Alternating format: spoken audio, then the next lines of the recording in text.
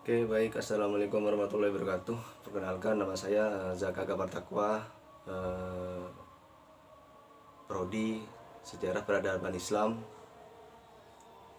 Oke, baik. Di sini saya ada mendapatkan tugas dari dosen saya, yaitu mata kuliah Sejarah Peradaban Dunia.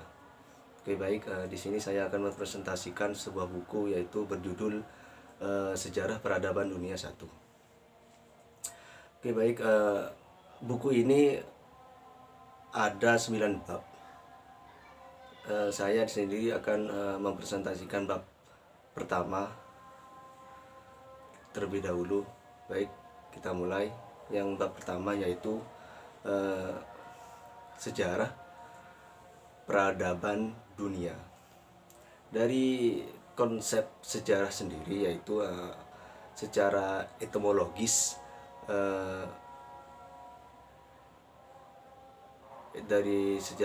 dari kata etimologis sendiri, yaitu lugawis.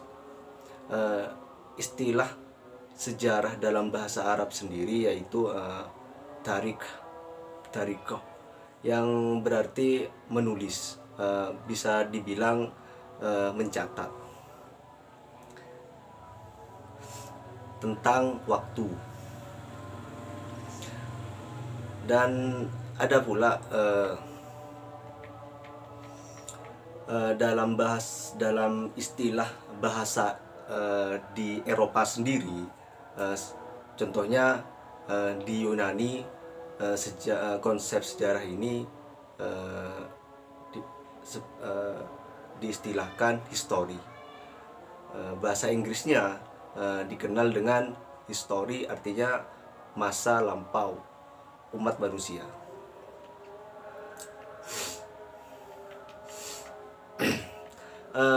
Dalam berdasarkan salah satu kata tersebut, maka sejarah dapat diartikan sebagai sesuatu yang telah terjadi pada waktu lampau dalam kehidupan umat manusia yang zaman-zaman dahulu, yang dimana dinamai sejarah, yang kita diungkitkan, diteliti lebih lanjut.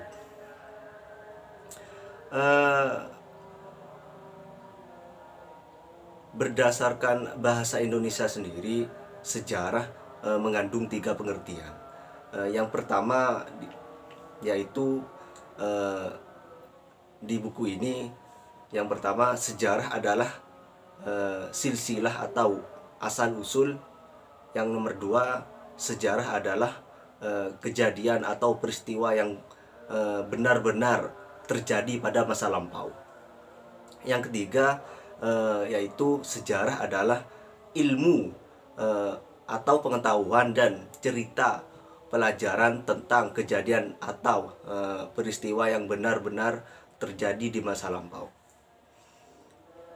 Kita bisa dari pengertian tersebut kita bisa menyimpulkan bahwasanya sejarah itu mengungkit suatu fakta kebenaran di masa-masa yang sebelum kita dilahirkan, walaupun sejarah dikaitkan dengan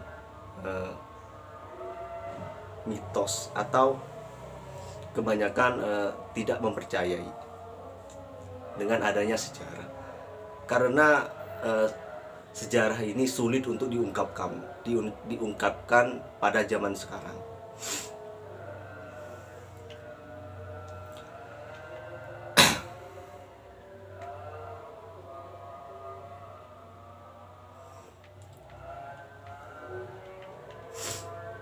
Lanjut,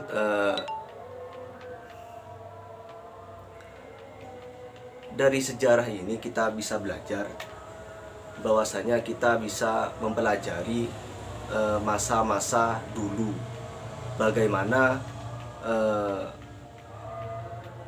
pada zaman dulu dengan sekarang itu tidak sama, dengan perubahan dunia atau perubahan yang ada di alam semesta ini.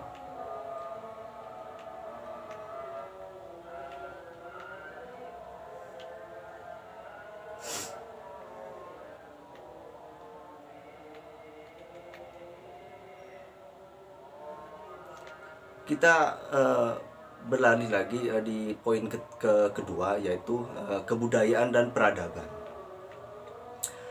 Kita bisa mengetahui tentang kebudayaan, yaitu dikarenakan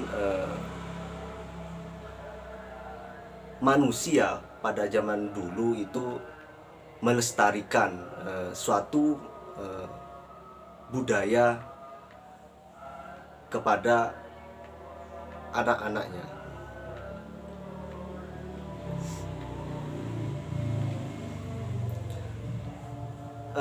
Kata budaya sendiri yaitu berasal dari bahasa Sanskerta, yaitu budaya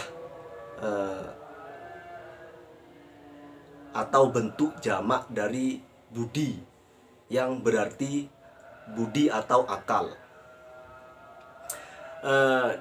Demikian, kebudayaan itu dapat diartikan hal yang bersangkutan dengan budi dan akal. Di samping itu, ada juga para ahli menafsirkan kebudayaan ini berasal dari kata budi dan daya.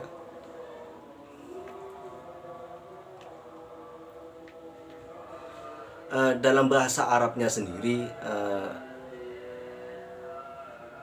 kata budaya, kebudayaan disebut al-saqofah, masdar, kata dasar dari faskifah wat safu, yang artinya itu pendidikan ataupun pengajaran.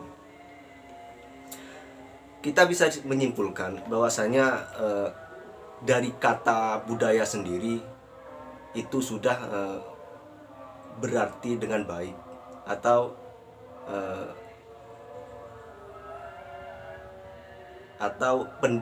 bisa dibilang tentang kebaikan yang diwariskan oleh nenek moyang zaman dahulu kepada kita semua zaman sekarang.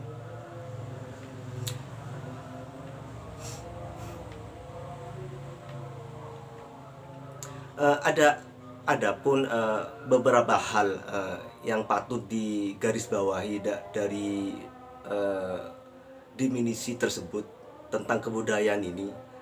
Yang pertama yaitu kebudayaan adalah hasil budidaya manusia dalam kehidupan bersana dalam suatu ruang atau waktu, yang dimana kemudian diwariskan kepada generasi berikutnya. Jadi di sini kebudayaan bukan pembawaan, tetapi yang sudah diwahyukan oleh Tuhan. Tetapi kebudayaan sendiri adalah cara dalam sekaligus hal yang budidaya manusia, dan cara sekaligus hasil yang dikembangkan oleh manusia sampai saat ini yang telah diwariskan.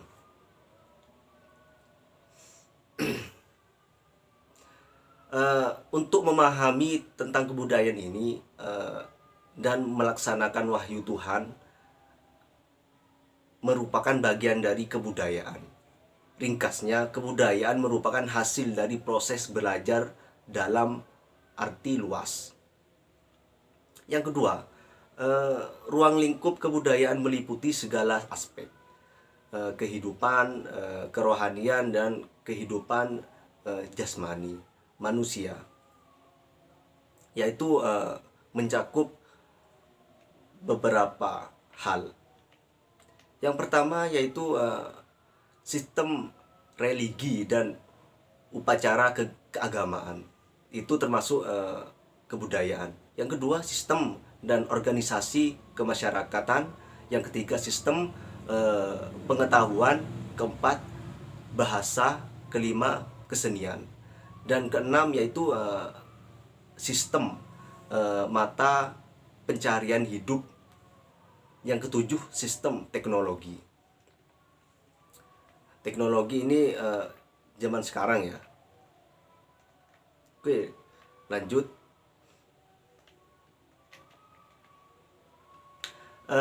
Tujuan kebudayaan sendiri adalah untuk kesempurnaan dan kesejahteraan manusia, baik sebagai individu maupun masyarakat, atau individu dan masyarakat sekaligus. Kita bisa menyimpulkan bahwasanya adanya kebudayaan ini untuk menyempurnakan dan menjaga atau mengetahui tentang kebudayaan zaman dulu dan bagaimana bisa diwariskan sampai sekarang. Bahwasanya kebudayaan-kebudayaan yang ada di dunia ini yaitu bisa dibilang baik untuk kalangan masyarakat.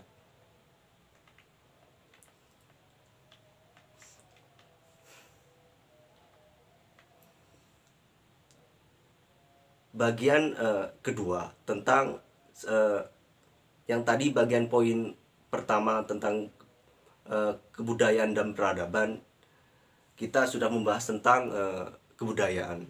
Yang kedua yaitu peradaban. Apa itu peradaban? Dalam buku ini menjelaskan peradaban ini, konsep peradaban dari aspek bahasa dalam bahasa Inggris, yaitu civilization.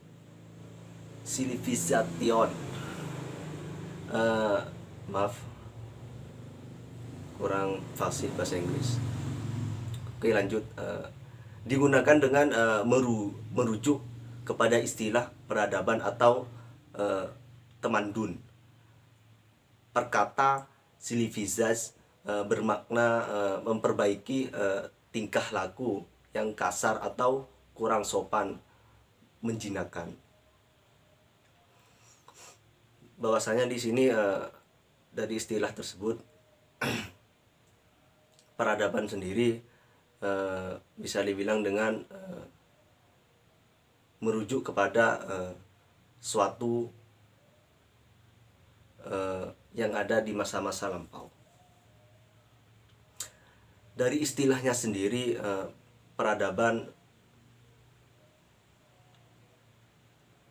bisa dikatakan dengan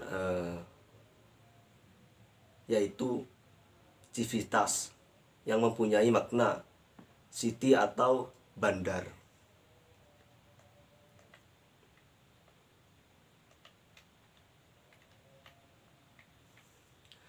Dari perspektif Islam sendiri, peradaban tersebut yaitu dikaitkan dengan perkataan umron dari bahasa Arab sendiri, yaitu umron, adab, dan dinun atau dainun.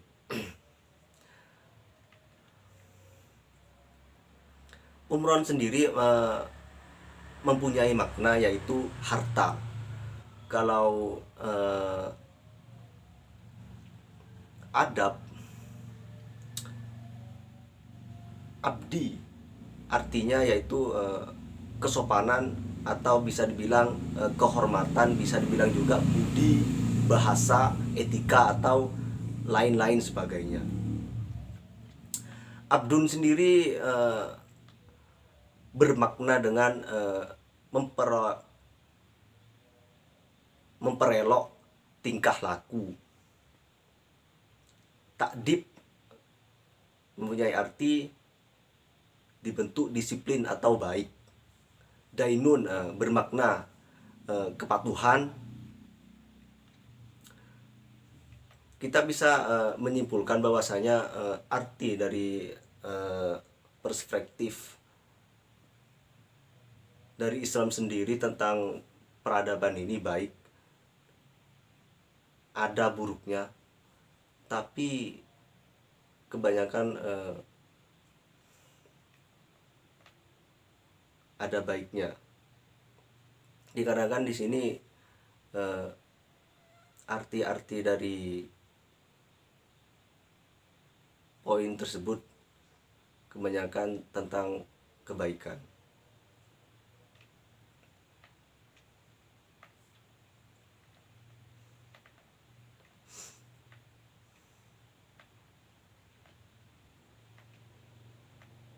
Oke, baik, kita bisa simpulkan dalam bab pertama ini tentang sejarah peradaban dunia, bahwasanya sejarah memiliki ilmu luas dan gampang untuk dipelajari kalau manusia tersebut mempunyai keinginan untuk mempelajari tentang sejarah. Sejarah tidak mencakup tentang masa-masa lampau, tetapi tentang kebudayaan sendiri, atau eh, banyak lagi tentang pembahasannya.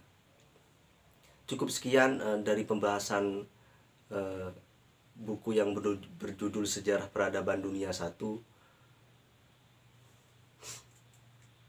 Kita akan melanjutkan pembahasan bab kedua nanti. Oke, baik, cukup sekian. Assalamualaikum warahmatullahi wabarakatuh.